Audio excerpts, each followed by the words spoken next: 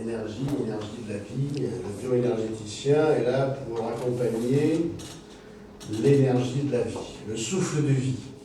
Notre père en ostéopathie, le docteur Steele, qui utilisait ce terme, qu'on retrouve d'ailleurs dans la Bible et dans le Tao, le souffle de vie.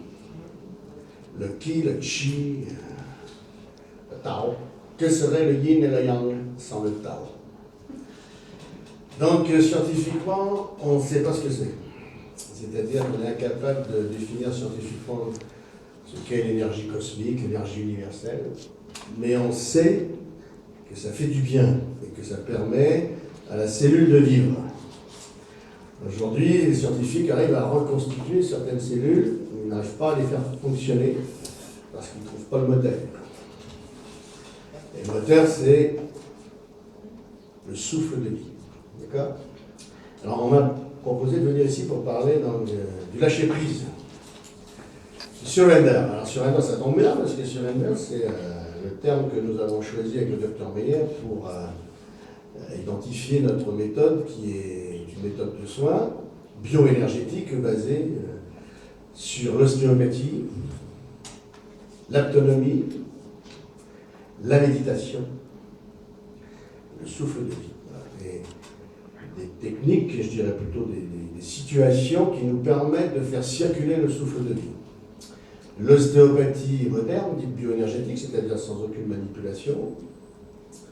L'autonomie, la science du toucher affectif, qui n'est pas réservée aux bébés et aux mamans. À tout âge, on peut pratiquer l'autonomie. Et la méditation, qui est aussi une situation que nous pouvons créer pour permettre à l'énergie de circuler. Aujourd'hui, il existe un DU, un diplôme universitaire de méditation, à la faculté de Strasbourg, depuis 2013. C'est une bonne nouvelle. Seulement, il est réservé aux médecins, parce qu'il y a que les médecins qui peuvent méditer. C'est ce qu'ils disent, hein. C'est grâce, entre autres, à Christophe André, le psychiatre célèbre maintenant de l'hôpital Sainte-Anne, qui a introduit la méditation dans ses soins.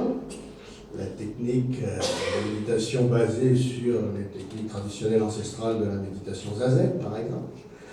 C'est une méthode, la méthode Kabat-Zinn, qui est utilisée aux États-Unis depuis 30 ans, donc on a beaucoup de retard, mais c'est quand même optimiste de voir que dans les hôpitaux, à la Salpêtrière, que pour les douleurs chroniques, par exemple, on utilise aujourd'hui la méditation. Que contre justement les dépressions, chroniques aussi, ou les dépressions, le burn-out, on peut utiliser la méditation comme traitement. Ça, c'est pas mal, ça. Nous avons choisi cet axe, je précise, j'insiste, non médicamenteux du soin. Ça, c'est une grande nouvelle. C'est qu'aujourd'hui, la Haute Autorité de Santé approuve et même encourage les thérapies non médicamenteuses. Pas mal. L'ordre des médecins n'est pas tout à fait d'accord, étant lié à l'ordre des pharmaciens et au laboratoire pharmaceutique. Alors d'un côté, on ouvre une porte et on va vers des soins non médicamenteux, on va vers des choses qui sont beaucoup plus naturelles, qui font du bien, qu'on prouvait, qui faisaient du bien, puis de l'autre côté, le business qui est toujours là, qui est très puissant, et qui freine le développement de ces méthodes. Mais, comme nous disons, nous, les comédiens et en théâtre, on dit c'est toujours le public qui a raison. Le public finit toujours par avoir raison, donc c'est vous, c'est nous qui décidons et qui allons influencer dans les années qui viennent, et aujourd'hui déjà c'est déjà bien marqué, eh bien, le choix de nos thérapies, qui ne sont pas remboursées, je le précise. En Suisse, le docteur Meyer, donc qui est suisse, il travaille au HUG de Genève. En Suisse, paraît-il, d'après ses propos, lorsqu'un médecin ne prescrit pas à son patient des techniques non médicamenteuses, du yoga, de la sophrologie, du qigong, etc., c'est pas un bon médecin. On ne va pas le voir. Donc, tout a changé. Là-bas, ça va beaucoup plus vite. Il y a longtemps. Mais nous, on la traîne, et puis nous, ce qu'on cherche toujours, c'est à se faire rembourser. Ça, c'est un grand problème car ça freine aussi beaucoup de choses. On a été très mal éduqués, on ne se prend pas en charge, même si on en a les moyens. Si on n'en a pas les moyens, évidemment, il faut être aidé, mais si on en a les moyens, ah, c'est remboursé, ah non, c'est pas remboursé. Grande question, ça. Mais ça freine aussi la progression donc, du choix de sa thérapie. Alors, surrender, c'est pas un mot anglais, c'est une francisation. Ça veut dire se rendre. Les Anglais, pendant la guerre, les Français, surrender, ils n'arrivent pas à le dire. Surrender, c'est devenu surrender. Surrender, ça veut dire déposer les armes. C'est un terme guerrier. Donc ça veut dire que si je ne suis pas surrenderisé, c'est que je suis en guerre. Oui. Lâcher prise, déposer les armes. Ça veut dire que je les ai prises. Mais on ne demande pas de les déposer. C'est ça, lâcher prise. Pas facile. Pourquoi j'ai pris les armes? Je prends les armes parce que je me sens agacé. Parce que dans mon conditionnement de cellules, de sac de cellules, je ne suis qu'un gros sac de 55 000 milliards de cellules. On va pas se leurrer. Pas grand-chose. 55 000 milliards de cellules qui doivent respirer à l'unisson et fonctionner ensemble vers l'équilibre qu'on appelle la santé. Donc ces cellules, lorsqu'elles sont agressées, n'ont qu'une réponse face à l'agresseur, physique ou psychique, c'est fermeture, protection. D'accord? La seule réponse de nos tissus face à une agression, physique ou psychique, c'est je me protège. Dans un premier temps, j'ai peut-être la capacité de rouvrir, après le passage de l'agression, mais dans un deuxième, un troisième, un quatrième temps, j'ai plus cette capacité. Et lorsque j'ai appris l'ostéopathie, on m'a fait comprendre qu'un patient qui rentre dans mon cabinet, eh bien, c'est la somme des tensions de sa vie. Des tensions de sa vie intra-utérine, les 9 mois de formation, qui sont les plus importants de la vie. Et puis l'héritage des tensions de ses ancêtres, ce qu'on appellera le transgénérationnel, le transgénétique, etc.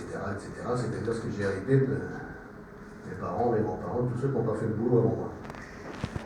Des grosses baloches que je porte depuis ma naissance, et puis que j'ai aggravées, parce que ça s'est aggravé. Nous sommes des poupées russes. Nous arrivons aujourd'hui, à un moment donné de notre vie, c'est chaud, sympa, il y a une bonne ambiance, c'est aujourd'hui, c'est maintenant. Et maintenant, c'est pas que maintenant. La physique quantique nous apprend que le passé, le présent, le futur, tout ça, c'est la même chose. Là, ça devient pénible. C'est pas facile à gérer tout ça. Donc voilà, un gros sac de 55 000 milliards de cellules et un gros sac de tension. Toutes ces cellules sont en relation les unes avec les autres. Et notre père en ostéopathie, encore lui, le docteur Steele, nous disait la maladie commence dans le fascia. Qu'est-ce que le fascia? Le fascia, c'est le tissu conjonctif de formation, je dirais. C'est le premier tissu qui s'est formé, c'est-à-dire que deux cellules se rencontrent et un tissu se forme. 3 cellules, 1000 cellules, 1000 milliards de cellules, des multiplications de cellules, mais c'est toujours le même tissu qui s'est différencié, qui s'est démultiplié, mais c'est toujours un tissu. Et le réseau facial correspond à ça, c'est-à-dire à l'image de la toile d'araignée qui enveloppe nos os, nos muscles, nos organes, nos veines, nos artères, etc. Et le célèbre anatomiste Léon Page disait, si on retirait les organes, les muscles, les os d'un corps humain en laissant les fascias, il aurait à peu près la même image. Parce que tous ces éléments se sont formés dans un seul tissu. C'est très important à comprendre. Parce que cette notion d'unité, elle est anatomique, elle est physique et elle est énergétique. Alors on tire un fil de la toile d'araignée et c'est toute la toile d'araignée qui réagit. D'accord? Donc je m'écrase le petit orteil avec la table qui est là, et c'est tout mon corps qui va réagir par rapport au fait que tout est unifié, tout est en relation. Et par contre, si je libère les tensions qui se sont installées sur ce petit orteil, ben c'est tout l'ensemble qui va en bénéficier. Ça, c'est pas mal. C'est intéressant. Donc, unité de structure, unité de fonction. Tout est relié. Et alors, je vais pouvoir élargir le champ, c'est-à-dire que le problème supplémentaire, c'est que tout est relié avec tous les éléments de cette salle sont reliés. Ça se fait en l'air. Et tous reliés à tous les Parisiens qui nous entourent. Et tous reliés à la population planétaire et cette planète reliée au fin fond de l'univers. Le professeur Gisin, un Suisse aussi, tiens, je n'ai pas fait exprès, il s'amuse dans son laboratoire à entrechoquer des particules entre elles et puis les éloigne d'une distance de 20 km dans 2 laboratoires à travers un réseau de fibres optiques. Et là, il change la polarité d'une particule et instantanément, la polarité de l'autre particule change. Instantanément, plus vite que la lumière. Intimement lié. Einstein, lui, pensait que lorsque 2 particules s'étaient rencontrées, elles allaient vivre leur vie chacune de leur côté, comme des boules de billard. Il s'était trompé. Podolsky et Rosen lui ont démontré que non. Non, tout ça, ça reste en relation à travers le temps et l'espace. La loi d'intrication. Donc, non seulement tout est intriqué dans cette enveloppe de 55 000 milliards de cellules, mais là, tout est intriqué. Et je suis heureux, mesdames et messieurs, de vous apprendre qu'à partir de maintenant, vous ne vous quitterez plus jamais. Ça vous remplit de joie, ça se voit sur vos visages. C'est compliqué de ne pas faire un burn-out dans ce système d'intrication, de fils invisibles, d'énergie, de fils visibles et faciales, et puis de se dire, tiens, moi, cool peinard. Ben, c'est pas évident. C'est pas évident. On s'est amusé, on a enfermé 10 personnes dans une pièce et puis on leur a donné à 9 d'entre elles des excitants. À la 10e, on donne des calmants.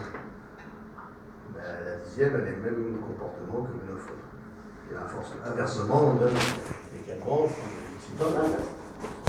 La loi de l'intrication. Éviter le burn-out. Alors, ces pauvres tissus, ils veulent se lâcher prise, seulement ils sont agressés. Alors aujourd'hui, plus que jamais. Par exemple, les champs électromagnétiques, je ne veux pas vous faire peur, mais là, ici, il y a ce qu'il faut.